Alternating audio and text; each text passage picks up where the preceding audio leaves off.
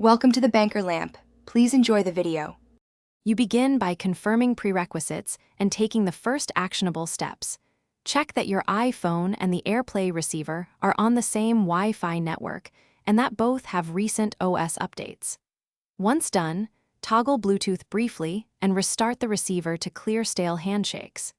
Make sure your router isn't isolating clients. Disable guest network or client isolation if present. This clears the usual network causes, so you can attempt AirPlay discovery immediately and reliably. Now you force discovery and resolve permission blockers so AirPlay can connect. From your device, open Control Center and pick Screen Mirroring or tap the AirPlay icon in the app. This triggers service discovery. On the receiver, set AirPlay to allow devices on the network or require a PIN so you're not blocked by access rules.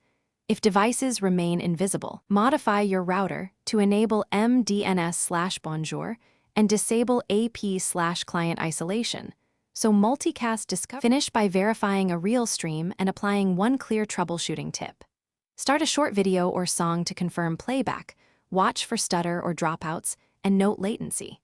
If problems persist, reboot the router, connect the receiver via Ethernet to remove Wi-Fi variables, or switch to another SSID.